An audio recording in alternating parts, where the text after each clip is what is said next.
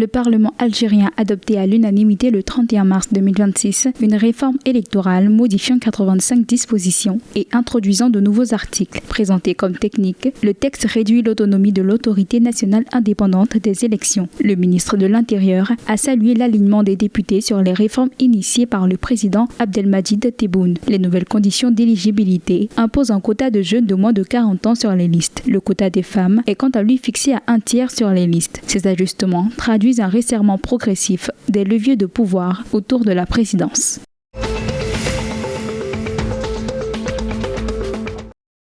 La Banque mondiale a approuvé un financement destiné à l'irrigation et à l'eau potable en Tunisie, première phase d'un programme de 700 millions sur 10 ans. 4 gouvernorats feront leur réseau agricole modernisé, touchant 13 000 exploitants et générant plus de 10 000 emplois. L'usine de dessalement de Zarat doublera sa capacité pour alimenter durablement le sud du pays. 100 000 compteurs intelligents et des réseaux réhabilités renforceront la performance de la SONED. La prochaine étape portera sur l'assainissement et la réutilisation des eaux usées.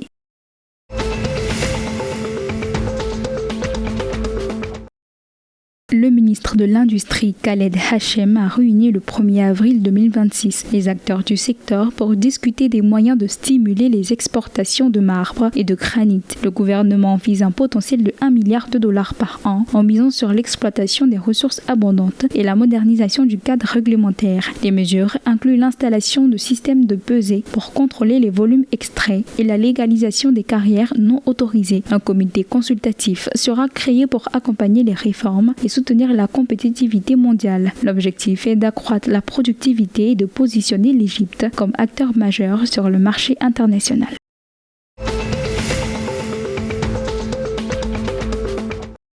À Nouakchott, le ministre de l'autonomisation des jeunes, Mohamed Abdalali Ould-Louli, accompagné de son homologue, le ministre des Affaires économiques et du Développement, Abdalali Souleymane Cheikh Sidia, a inauguré le 2 avril 2026 le guichet d'entrepreneuriat de l'Agence nationale pour l'emploi TechGuild. Cette structure vise à faciliter l'accès des petites et moyennes entreprises au financement et à renforcer leurs capacités. Le ministre a souligné le rôle central des PME qui représentent jusqu'à 80% des emplois dans les économies en développement. 3 accords ont été signés pour financer 1000 entreprises, faciliter l'accès au crédit bancaire et soutenir la formation spécialisée. Ce dispositif marque une étape stratégique pour dynamiser le marché du travail et l'entrepreneuriat en Mauritanie.